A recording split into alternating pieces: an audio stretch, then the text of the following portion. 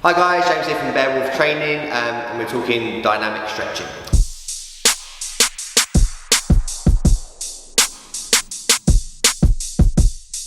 So dynamic stretching is something that you move, okay? It's movement based. So that static stuff is exactly that, it's static, we're not moving, we're stationary. Whereas this, like I say, we're moving kind of in and out of a range of movement.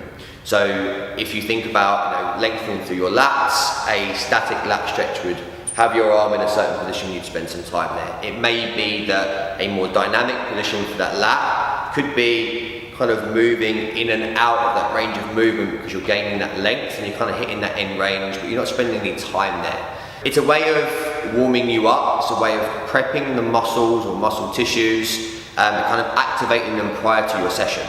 The reason for that is to get you ready for your session. It's that simple, okay? It can be quite specific, so you can target specific muscles, or you can kind of target movement patterns. So it may be that you have you need to wake your hamstrings up because you're deadlifting, so it could be something that you target those hamstrings specifically, and you kind of just really focus on those. Or it could be more of a global thing, more of a movement pattern where you look at something like an inchworm that kind of incorporates a little bit of that midline tension, a little bit of that hamstring at the same time. It's basically activating, okay? It's activating those muscle fibers, and like I say, it's warming up the muscle tissue and it's priming it ready for the session or for the lift that you're about to do. The most important thing is knowing what it is that you're going after and why you're doing it, and is it relative to what it is that you're about to do? What's the end goal? If you're about to hit that squat pattern, then why are you looking at something like hip mobility? Why are you looking at ankles? Does it mean that opening up your upper back is going to be beneficial for you in that front squat? And if it is, that's great. If you have that purpose, it's perfect. But again, come down to kind of making sure that the time spent is beneficial to what it is you're about to do in the session. So if it's not helping with the movement that you're after, then scrub it. Don't waste time, be effective with that prep work. And simply replace it with something that does benefit you. It may be that you have to try a few different things to get there. Fine, perfect. Play around with it because at least then you know. Scrub it if it's not working, put something in there that's going to help. So guys, we're going to have a quick look at a couple of examples of what we mean by kind of specific and more sort of global general prep. We're going to take the hamstrings as an example. So the first two here, we're looking at two different types, lengths of muscle in the hamstring, two different ways of doing it, and we're going to look at more global afterwards. So the first one's going to be laying on my back. I'm probably going to keep the opposite leg bent. It's going to allow me to keep my lower back onto the floor.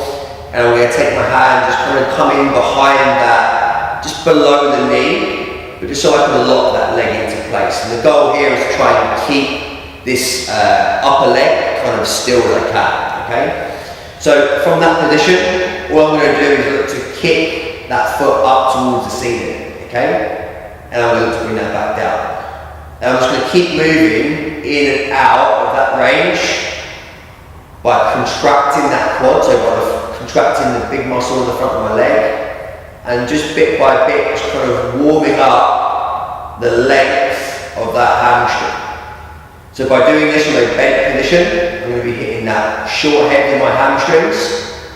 And then if I do the same kind of thing and take my leg out, again keeping this lower back down, keeping the toe kind of pulled back towards my shin, and again keeping that leg straight and hitting the majority of my hamstrings. And I'm going to look to bring that up and control it back down. So I should feel that hamstring pull when I get towards the top of the movement, but I'm still in controlling it back down, maintaining that lower back into the floor, okay? So by doing that, I'm getting some prep work done to the quad, to the hip flexors, but I'm really kind of looking at lengthening and getting that dynamic stretch in the hamstrings, okay? So that's more specific. If I look at something more global, more general, I could do something like an inchworm walkout. So my goal here again is going to be hamstrings. I'm looking to try and keep my legs as straight as I can.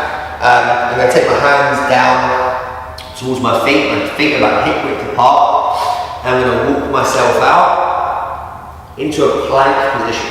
Okay, so from there, same thing but reverse. I'm going to look to lead with my tailbone walk my hands back and I'm trying to get my heels down towards the floor as early as I can, and then return to that standing position.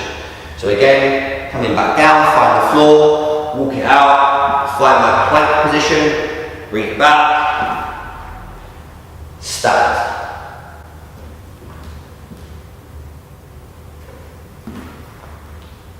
So in that, I'm incorporating a lot more than just my hamstrings, however they are still my main focus. Guys, any questions as always, please let us know and we'll speak to you soon.